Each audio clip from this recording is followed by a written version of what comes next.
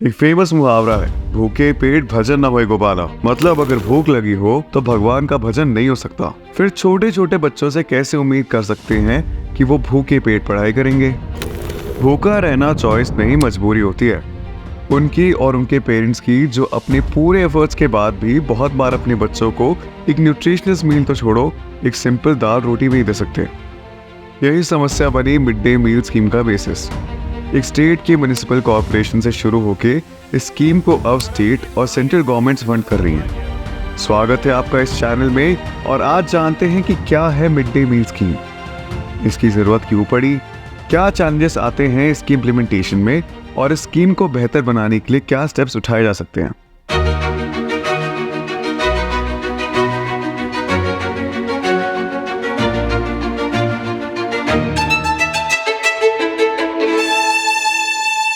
Mid day मील के नाम से पॉपुलर स्कीम का नाम अब है पीएम पोषण, यानी कि प्रधानमंत्री पोषण शक्ति निर्माण स्कीम।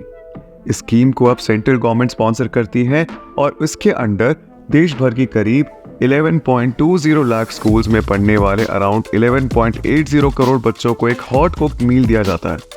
अवेलेबल डेटा के अनुसार 2020 और 2021 में गवर्नमेंट ऑफ इंडिया ने इस स्कीम में 24,400 करोड़ रुपए से भी ज्यादा खर्च किए। 2021-22 से लेकर 2025-26 इस स्कीम का budget central government, state governments और यूनियन टेरिटरीज एडमिनिस्ट्रेशंस का कंट्रीब्यूशन मिलाकर करीब 1,30,794.90 करोड़ रुपए है। मिड डे मील्स की हिस्ट्री स्कूल्स में वैसे काफी पुरानी है। इसकी शुरुआत हुई थी 1925 में, जब मद्रास म्युनिसिपल कॉर्पोरेशन ने डिसेबल्ड बच्चों के लिए एक mid day meal programme introduce किया। मिड 1980s तक गुजरात, केरला, तमिलनाडु और पौंडीचेरी में भी ये स्कीम स्टार्ट हो गई। 1990-1991 तक करीब 12 स्टेट्स में ये स्कीम चल रही थी। 15 अगस्त 1995 को सेंट्रल गवर्नमेंट स्पॉन्सर्ड स्कीम शुरू हुई, जिसमें हर बच्चे को 100 ग्राम पर स्कूल डे के हिसाब से फ्री ग्रेन्स देते थे। 2004 में यह स्कीम रिवाइज हुई और तब से cook mid day meal start हुआ। प्लान था कि हर बच्चे को 300 कैलोरीज और 8 से 12 ग्राम तक प्रोटीन मिले। टाइम के साथ साथ इसके बजट और न्यूट्रिशनल वैल्यू को इंक्रीज किया जाता रहा। लेटेस्ट गाइडलाइंस के अनुसार फर्स्ट से लेकर 5th क्लास तक में पढ़ने वाले बच्चों को 450 कैलोरीज और 12 ग्राम प्रोटीन और 6th क्लास से लेकर 8th क्लास तक के बच्चों को 700 कैलोरीज और 20 ग्राम प्रोटीन इस मिड डे मील से मिलना चाहिए।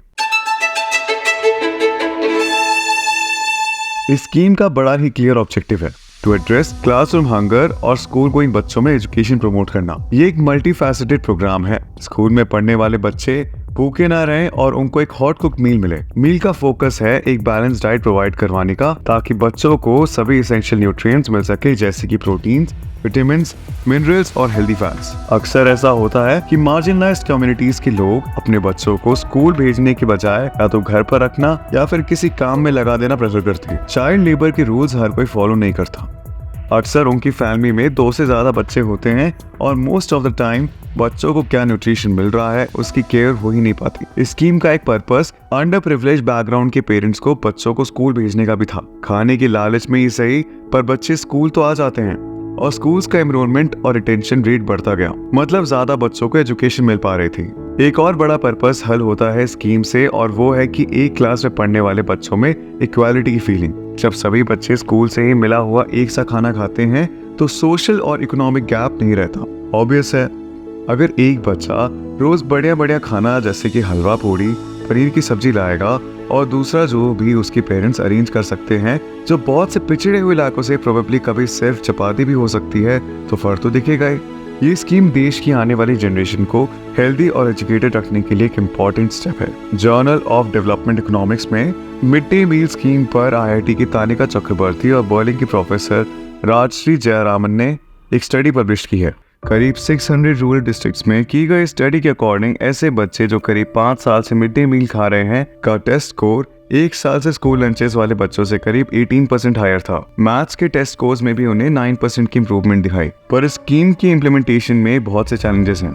सबसे पहले तो स्कीम को प्रॉपर्ली इम्प्लीमेंट करने के लिए जो इंफ्रास्ट्रक्चर चाहिए, जैसे कि कुकिंग शेड, साफ पानी, वो बहुत जगह मिसिंग है। स्कीम के अकॉर्डिंग हर तरह के न्यूट्रिएंट्स मिलने चाहिए, जिसके लिए एवरीडे मेन्यू में चेंज होना जरूरी है। पर most weekdays the menu repeat हो जाता है। Poor quality of food grains, cook food और पुअर हाइजीन के चलते बहुत बार बच्चों के बीमार होने की न्यूज मीडिया में आती है। टीचर्स को अक्सर खाने को सुपरवाइज करना पड़ता है, जिसके कारण वो क्लास मिस करते हैं और पढ़ाई का भी नुकसान होता है। बहुत बार ये भी सुनने में आया है कि स्कूल्स में इनफ प्लेट्स और स्पून्स नहीं होती हैं, जिसके कारण अनहाइजीनिक कंडीशंस में जैसे कि न्यूज़पेपर या फिर लीव्स पर ही बच्चे अपना खाना खा लेते हैं। बहुत से रूरल एरियाज में आज भी कास्ट डिस्क्रिमिनेशन क्लियरली दिखता है। अगर लोअर कास्ट को खाना बनाता है तो अपर कास्ट पेरेंट्स और स्टूडेंट्स उसे खाने के लिए मना कर देते हैं। गवर्नमेंट ने इस स्कीम में काफी कुछ चेंजेस किए हैं। इनमें से मैं आपको कुछ बताता हूँ। सरकार का गवर्नमेंट और गवर्नमेंट एडेड स्कूल्स के प्री प्राइमरी बच्चों को भी इस स्कीम में इंक्लूड करने का एक प्लान था। एक और नया चेंज जो कि स्कीम में हो रहा है वो है तिथि भोजन। तिथि मतलब डेट। इसके अंडर स्पेशल डेज यानी फेस्टिवल्स पर कम्युनिटी पार्टिसिपेशन का ट्राई करेंगे। गुजरात और हरियाणा में ये स्कीम्स ऑलरेडी इम्प्लीमेंट हो चुकी हैं। महाराष्ट्र में भी ऐसी एक स्कीम चल रही है जिसका नाम है स्नेह भोजन।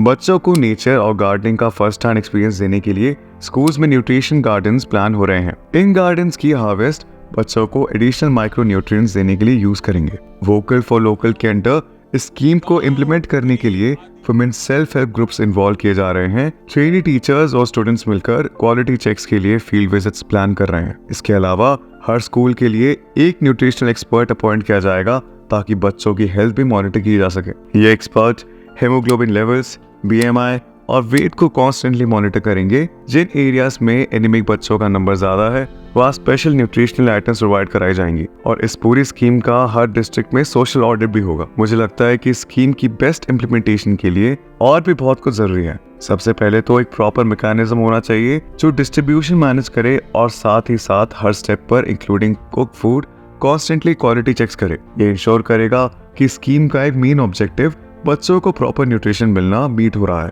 हर स्कूल में खाना बनाने के लिए डेडिकेटेड ट्रेन स्टाफ हो जिनको समय समय पर बेसिक हाइजीन मेंटेन करने की ट्रेनिंग भी दी जाए और उन्हें बच्चों की हेल्थ के लिए भी सेंसिटाइज किया जाए ताकि जब भी वो खाना बनाए तो पूरी रिस्पॉन्सिबिलिटी के साथ बनाए। टीचर्स को सुपरवाइज ना करना पड़े। सुपरविजन के लिए पेरेंट्स की भी हेल्प ली जा सकती है।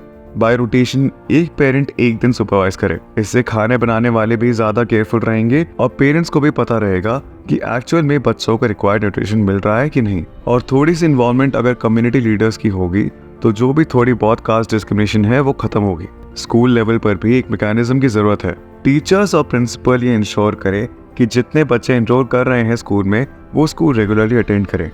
कभी कभी एक छोटा सा पुश लाइफ चेंजिंग हो सकता है। अगर ये वीडियो आपको अच्छी लगी हो तो do like, comment, share the video and subscribe to the channel. Bell icon press करना मत भूलना to receive notifications of our upcoming videos.